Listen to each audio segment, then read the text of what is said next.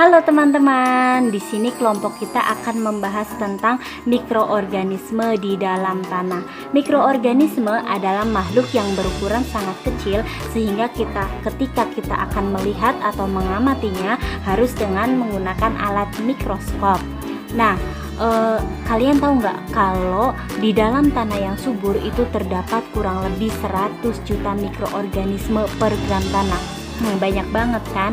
Nah, produktivitas dan daya dukung tanah ini tergantung pada aktivitas mikroorganisme yang ada di dalam tanah. Nah, untuk mikroorganisme di dalam tanah sebagian besar itu berperan positif atau berperan baik. Antara lain, itu memiliki peran untuk menghancurkan limbah organik, melakukan siklus hara tanaman, berperan dalam siklus fiksasi nitrogen sebagai pelarut fosfat, merangsang pertumbuhan tanaman, sebagai biokontrol patogen, dan membantu penyerapan unsur hara oleh tanaman.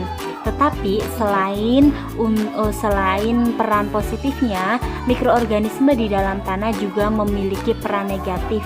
Antara lain itu menyebabkan penyakit pada tanaman, pada hewan ternak maupun pada manusia. Di sini kelompok kita akan menjelaskan bakteri apa saja yang berperan baik di dalam tanah maupun yang merugikan di dalam tanah. Yang pertama ada bakteri Pseudomonas sp. Bakteri ini merupakan bakteri yang berperan baik di dalam tanah. Bakteri ini merupakan hidrokarbonoklastik yang mampu mendegradasi berbagai jenis hidrokarbon. Nah, berdasarkan klasifikasinya, bakteri ini masuk ke dalam kingdom Bacteria, filum Proteobacteria, kelasnya Gamma Proteobacteria, ordonya Pseudomonadales, familinya Pseudomonadaceae, genusnya Pseudomonas, dan spesiesnya Pseudomonas sp. Kenapa bakteri ini dikatakan sebagai bakteri yang berperan baik di dalam tanah? Itu karena dia itu memiliki peranan yang menguntungkan baik itu untuk tanah maupun untuk tanaman. Perannya itu apa saja?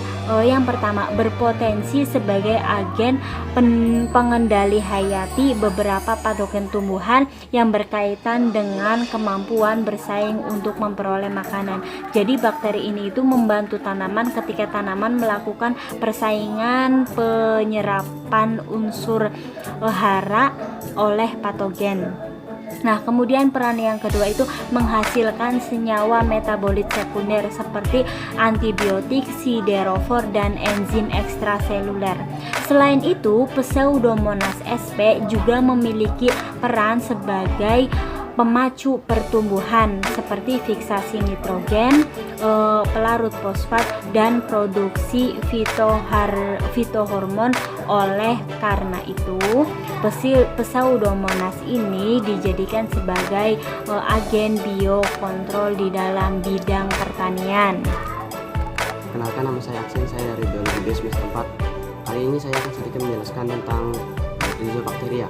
Rhizobacteria adalah kelompok bakteri mengumpulkan yang agresif menduduki kolonisasi rhizosfer, lapisan tanah tipis antara 1-2 mm di sekitar zona perakaran.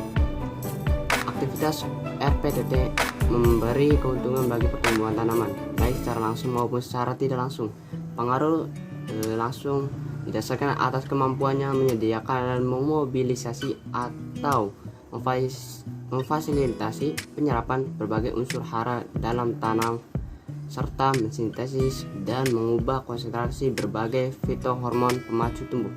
Sedangkan pengaruh tidak langsungnya berkaitan dengan kemampuan RPTT menekan aktivitas patogen dengan cara menghasilkan berbagai senyawa atau metabolit seperti antibiotik dan siderospor. Salah satu dari contoh jenis Rhizobacteria yaitu Azotobacter. Azotobacter tidak membentuk endospora tetapi membentuk sista. Azotobacter dalam gram negatif dan ada juga yang bersifat motil karena memiliki flagella petristik atau non-motil. Azotobacter bersifat aerob tetapi masih dapat hidup dengan tekanan oksigen yang rendah. Selanjutnya yaitu peranan dari rhizobacteria. Peranan rhizobacteria ini tentu menguntungkan karena dapat berpengaruh dalam meningkatkan pertumbuhan tanaman dengan merangsang hormon pertumbuhan dan berperan juga dalam mengontrol beragam kegunaan dalam pertumbuhan dan perkembangan tanaman, serta bertindak sebagai komponen kunci dalam arsitektur akar tanaman, membentuk akar vaskuler, diferensiasi jaringan pembuluh akar, inisiasi pengaturan akar lateral, gravitropisme akar, yaitu gerak akar mengikuti gravitasi, serta memposisikan rambut akar yang bersifat polar. Saya Rahma Asripadila dari kelas Biologi B semester 4 akan menjelaskan tentang bakteri Rhizobium leguminosarum. Pemakaian pupuk yang kian meningkat menyebabkan penurunan kualitas tanah menjadi tidak subur. Salah satu upaya untuk meningkatkan kualitas tanah adalah dengan memberikan mikroba penyubur tanah, yaitu bakteri pengikat nitrogen. Kelompok bakteri ini adalah bakteri yang mampu mengikat nitrogen di udara bebas menjadi senyawa amonia dan ion nitrat dengan bantuan enzim nitrogenase. Contoh bakteri yang hidup di akar tanaman polong-polongan adalah Rhizobium leguminosarum. Bakteri ini hidup di akar membentuk nodul akar. Nodul akar ini mampu mengeluarkan senyawa organik nitrogen yang mampu menambah nitrogen di dalam tanah sehingga tanah menjadi subur.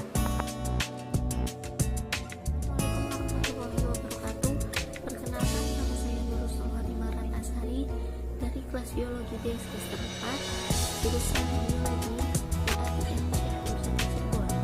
Di sini saya perwakilan dari kelompok 1 yaitu mikrobiologi bagian tanah.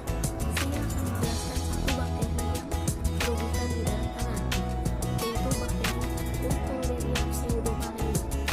Karakteristik dari bakteri Burkholderia pseudomallei yaitu pertama, merupakan jenis bakteri saprofit. Bakteri saprofit adalah bakteri serta sisa kotoran dari organisme. Yang kedua, bakteri ini juga bersifat patogen oportunistik, yang dimana patogen oportunistik ini adalah infeksi yang menyerang pada sistem kekebalan tubuh baik hewan maupun manusia atau tumbuhan. Yang ketiga, bakteri ini adalah penyebab penyakit melioidosis. Karakteristik selanjutnya dari bakteri ini yaitu merupakan bakteri dari gram negatif, berbentuk batang aerobik, intraseluler, dan FF yaitu filamen filagelium yang cukup mobile. Melioidosis adalah penyakit parah yang disebabkan oleh bakteri dari Burkholderia pseudomallei yang menyerang pada manusia dan hewan di seluruh Australia Utara hingga Asia Tenggara. Penyakit melioidosis ini dapat menular melalui kontak kulit, udara, atau air yang terkontaminasi oleh bakteri Burkholderia pseudomallei. Selanjutnya, sifat fenotip Burkholderia pseudomallei ini yaitu terkait dengan adaptasi ekologi dan interaksi tanamannya di inang. Aktif dari Burkholderia pseudomallei ini terkait dengan adaptasi ekologi dan interaksi tanaman di inang. Bakteri dari spesies Burkholderia ini memiliki efek gaya hidup yang mendirikan mutualis atau asosiasi patogen dengan tanaman dan hewan. Bakteri ini banyak ditemukan hidup di tanah, air maupun sawah pertanian, khususnya di bawah permukaan tanah pada musim kering atau kemarau.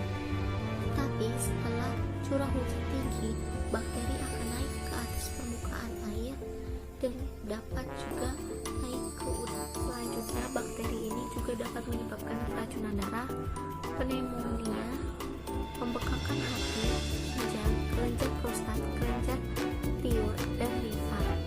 Serta bakteri ini juga dapat bertahan selama bertahun-tahun di dalam tubuh.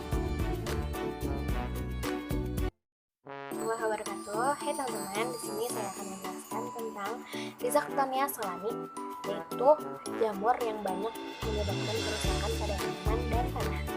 Selamat menyaksikan. Teman-teman, ciri-ciri dari bakteri Rhizoctonia solani ini yaitu dia tidak membentuk konida, hifa yang mudanya dia tidak berwarna, dan hifa tuanya ini berwarna putih hingga coklat kehilaman. Panjang hifanya itu 8-12 cm, memiliki serta. Maka ini biasanya membentuk sebuah pencabangan dengan sudut 90 derajat. Nah, kumpulan himfa ini membentuk sklerotia yang mengumpul terpusat pada satu titik dan menyebar di koloni. Rhizoctania solani ini merupakan patogen tular tanah yang menyebabkan kerugian besar banget bagi para petani di luar sana. Nah, selama ini pengendaliannya itu dilakukan secara kimiawi. Akan tetapi, penggunaan pestisida kimia yang berlebihan dalam jangka waktu lama dapat berdampak negatif juga pada lingkungan. Jadi, alternatif lainnya itu untuk mengendalikan mikroorganisme Rhizoctania solani ini dengan memanfaatkan agen pengendali hayati yang lebih ramah lingkungan. Teman-teman, kita ambil salah satu contoh gejala penyakit yang ditimbulkan oleh bakteri Rhizoctania solani ini. Nah, contohnya itu pada tanaman jagung dan sorghum. Nah, awalnya bakteri ini ada di pelepah atau helaian daun berupa bercak atau hewan. Nah, berwarna agak kemerahan dan berubah menjadi abu-abu. Kemudian, bercak ini meluas yang seringkali diikuti oleh pembentukan skleretium tadi yang tidak beraturan. Mula-mulanya berwarna putih dan berubah menjadi coklat, sehingga tanaman ini layu dan terjadi pembusukan karena adanya hambatan transportasi unsur hara dan air. Nah, gejala penyakit ini pada beberapa jenis tanaman juga dapat menyebabkan damping off yang banyak terjadi di lahan-lahan yang ditanami gula.